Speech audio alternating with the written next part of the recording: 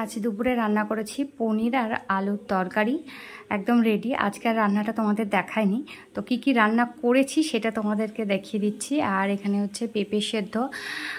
পেঁপে সেদ্ধ আজকাল রোজই হচ্ছে, কারণ আমার হাজব্যান্ডের একটুখানি শরীরটা খারাপ, সেই জন্য পেঁপে সেদ্ধ খাচ্ছে। তো ভাত করেছি, আর এখানে ছোলার ডাল সেদ্ধ করা আছে, ছোলার ডালটা রান্না করব, আর চিচিঙ্গে আলু ভাজা। আর ডালের ভাজা করেছি এখানে পাঁপড় বেশ অনেকটা ভেজে রাখলাম। আর রাত্রের জন্য এখানে ভিজিয়ে রেখেছি কাবলি ছোলা। নমস্কার সকলকে, গুড মর্নিং। আমি সুমনা, উইথ সুমনের নতুন একটা ব্লগে সকলকে জানাই অনেক অনেক স্বাগত। তো রান্নাবান্না কী করেছি সেটা তো তোমাদের দেখালাম। আর এখন আমি মেয়েকে স্কুল থেকে নিয়ে আসি।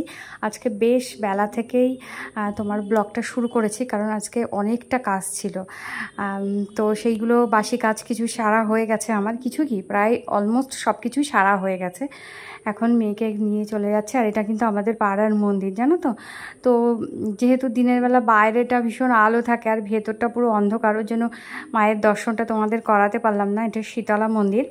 আর শীতলা মন্দিরের ভেতরে তোমার মা কালীর থান আছে, তারপরে শিবলিঙ্গ আছে। তো যখন যেরকম অনুষ্ঠান হয় মন্দির সেই মতো খোলা থাকে, তো মন্দিরের জন্য আমাদের খুব বেশি দূরে যেতে হয় না। আর আজ হলো জন্মাষ্টমীর পরের দিন, তো বুঝতেই পারছো ঠাকুরের থালা বাসনগুলো মাজছি, এগুলো সমস্ত সব বার করা হয়েছিল। জন্মাষ্টমীর দিন আমি আর কোনো রকম ব্লগ করিনি, কারণ সম্ভব না সব কিছু এত কিছু অ্যারেঞ্জ করা। তো মোটামুটি সবাই যেমন করে তেমনই করেছি। যেরকম আর কি তালের বড়া হয়, তারপর ক্ষীর হয়, লুচি হয়, সুজি হয়, আমিও সেরকমই করেছি। তো এখন পালা হচ্ছে জিনিসপত্রগুলো গুছিয়ে রাখা।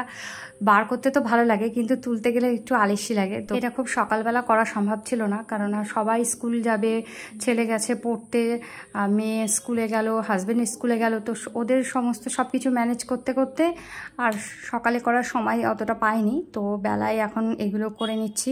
কি বলতো, একা হাতে করতে গেলে একটু যদি বুদ্ধি খরচ করে করতে পারি তাহলে কাজগুলো সুষ্ঠুভাবে হয়, আর অত বেশি দৌড়াদৌড়ি ভাগাভাগি আর হয় না।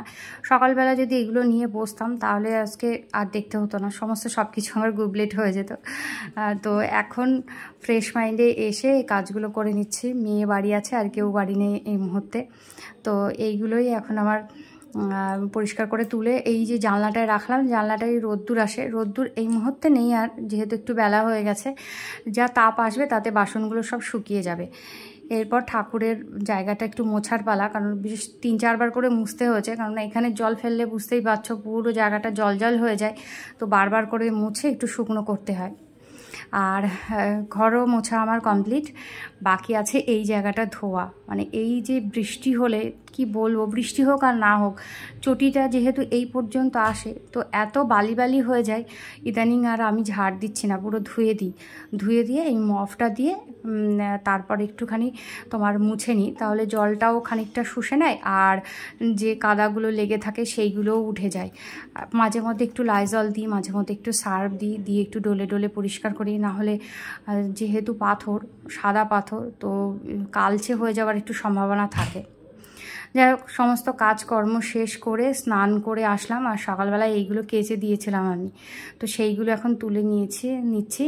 আর এখন বেশ কিছু কেচেছি, কিছু হচ্ছে মেয়ের জামা কাপড়ও কেচেছি, আর দুটো মশারি কেচেছি।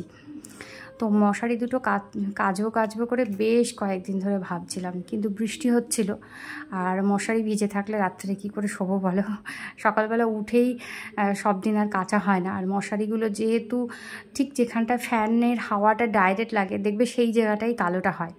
তো বেশ খানিকক্ষণ সকালে ভিজিয়ে রেখেছিলাম, সকালে কিছু কেচে দিয়েছি, আর এখন স্নান করার সময় কিছু কেচে দিয়ে গেলাম। বেশ রোদ্দুর, আজ মনে হয় না বৃষ্টি হবে। যাক, বৃষ্টি না হলেই ভালো।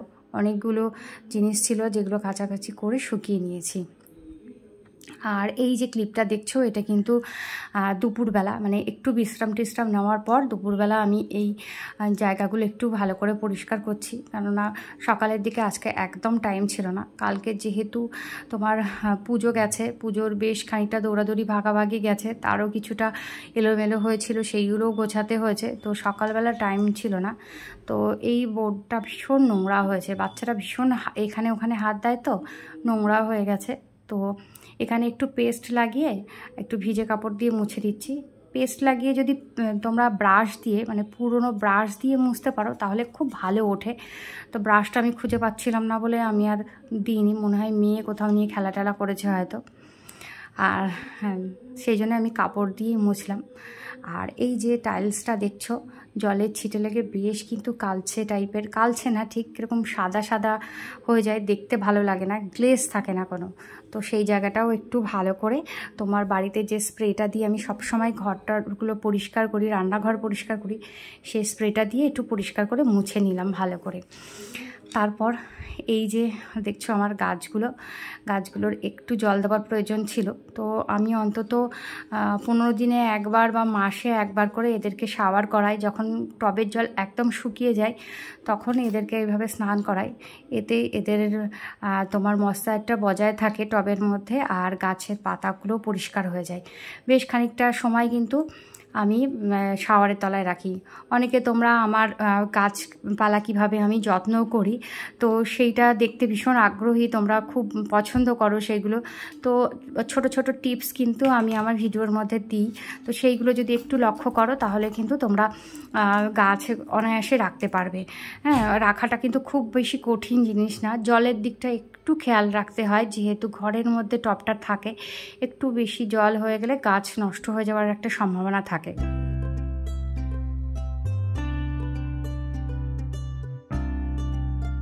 সন্ধ্যা টন্ধা দেওয়া হয়ে গেছে, তোমাদের আর দেখালাম না। আসলে কি বলো তো, ঠাকুর ঘরটা এত ছোট, তো ক্যামেরা সেট করতে খুব অসুবিধে হয়, তো মাঝে মধ্যে তোমাদের দেখাই। তো তারপর আমি যে বাসনগুলো আমি ধুয়ে রেখেছিলাম সেইগুলো জায়গা মতো রেখে দিই, না হলে ছোট ঠাকুর ঘরে রাখলে খুব অসুবিধে হয়। আর তাছাড়া যদি ফেলে রাখি না তো পড়েই থাকবে। তো সেই জন্য ভাবলাম একেবারেই সমস্ত জিনিসগুলো তুলে রেখে দিই। আর এই যে ট্রাঙ্কটা দেখছো, এটা আমার একটা বোনের, যে আর কি আমার বাড়িতে বেশ কিছুদিন মানে 5 বছর ছিল। তো ও হোস্টেলে থাকবে বলে এটা কিনে নিয়েছিল, জিনিসপত্র রেখে যাতে লক করা যায়, কিন্তু ও হোস্টেলে থাকতে পারেনি, তারপর আমার বাড়িতে এসেছিল। তারপর থেকেই এটা আমার বাড়িতে আছে। আমি ওকে অনেকবার বলেছি তুই নিয়ে যা, ও আর নিয়ে যায়নি। আর এটা দেখতেও খুব বাজে লাগে জানো তো, আগের দিনে মানুষ ব্যবহার করতো, এখন আর খুব বেশি লোক এইগুলো কেনে না, ব্যবহারও করে না। তো আমি কি করব ভেবে না পেয়ে তারপরে ভাবলাম যে এর উপর একটা কিছু পেতে একটু গাছ টাছ দিয়ে গুছিয়ে রেখে দিই, তাহলে দেখতে ভালো লাগবে আর খারাপ লাগবে না আর কি। তো দেখতে খারাপ লাগে না, কিন্তু কেউ অতটা বুঝতেও পারে না যে ওটা ট্রাঙ্ক। তো যাই হোক, তারপর আমি চলে এসেছি রান্নাঘরে, এখন বাচ্চাদের খেতে দেবো, টিফিন দেবো। আজকে ভাবছি সবাই মিলে একটু কফি খাবো, তো সেই জন্যই আর কি দুধ জাল দিয়ে নিচ্ছি। আর এই যে ইন্ডাকশানটা না আমার এত কাজে দেয়, মানে 3টে বার্নারের কাজ করে দেয় আমার। আমি 2 পাশে 2টো তরকারি বসালাম তোমার গ্যাসে, তারপর এখানে ভাতটা বসিয়ে দিলাম ইন্ডাকশানে, আমার খুব সুবিধা হয় জানো তো। আর যেহেতু একটা প্রপার জায়গা আছে সেই জন্য আরও বেশি সুবিধা হয় আমার। প্রপার জায়গা যদি থাকে কোনো জিনিসের, বারবার যদি টেনে টেনে বার না করতে হয়, তাহলে দেখবে সেই জিনিসটা অনেক বেশি ইউজ হয়। তো দুধটা আমি জাল দিতে বসিয়ে তারপর এখানে একটু পেঁপে কেটে নিচ্ছি। বুঝতে পারছো, আমি সকালবেলায় বলেছিলাম যে আমার হাজব্যান্ডের একটু অসুবিধা হচ্ছে, তো ও বললো যে আজকে আর রুটি খাবে না, ও শুধুমাত্র পেঁপে সেদ্ধ খাবে। তো ওর জন্য শুধুমাত্র পেঁপে সেদ্ধ দেবো, মানে গোটা পেঁপে সেদ্ধটাই ও রাত্রে আজকে ডিনারে খাবে। ওর শরীরটা ভীষণই খারাপ, ওর খুব অ্যাসিডিটি হচ্ছে, কোনো কিছুই সহ্য করতে পারছে না, তো একটু হালকা পাতলা ওকে খেতে দেবো। আর একটু ভাত করব, রুটিও করব। আর আমরা কিন্তু শুধুমাত্র 4 জন না, আজ আমার বাড়িতে বেশ কয়েকজন আছি আমরা, তো বেশ অনেকটাই রুটি আমাকে করতে হবে। তো ভেবেছিলাম কাবলি ছোলা রান্না করব, সকালবেলা ভিজিয়েও রেখেছিলাম, তোমরা দেখেছিলে। কিন্তু কাবলি ছোলা আর কেউ খাবে না, সবাই বলছে দুধ, কলা আর রুটি খাবে। তো দুধটা তো এই যে জাল দিয়ে নিলাম, এটা পরে একটু গরম করে নেব। আর আমার হাজব্যান্ড সন্ধ্যাবেলা কলা নিয়ে এসে সেই দেখেই সবার মাথায় আর কি আসলো। তো দুধ আর কলা আর দেবো, আর তোমার কাবলি ছোলাটা একটু সেদ্ধ করে ফ্রিজে রেখে দেবো, যাতে সকালবেলা চটপট করে রান্না করা যায়। আর না হলে না, কোনো জিনিস যদি ভিজিয়ে রাখা হয় সেই জিনিসটা খুব খারাপ লাগে খেতে, মানে গন্ধ হয়ে যায় পচা। হ্যাঁ, জল পাল্টে রাখলেও কিন্তু গরমকালে একটা গন্ধ হয়ে যায়। যাই হোক, আজকের ব্লগটা এই রুটি করতে করতেই শেষ করব। আশা রাখবো তোমাদের আজকের ব্লগটা অন্য দিনের মতো অনেক ভালো লেগেছে। ভালো লাগলে প্লিজ একটা লাইক, কমেন্ট, শেয়ার করে দিও। সবাই খুব ভালো থেকো, সুস্থ থেকো আর সাথে থেকো। আবার দেখা হবে নতুন একটা ব্লগে, ততক্ষণের জন্য টাটা, বাই বাই।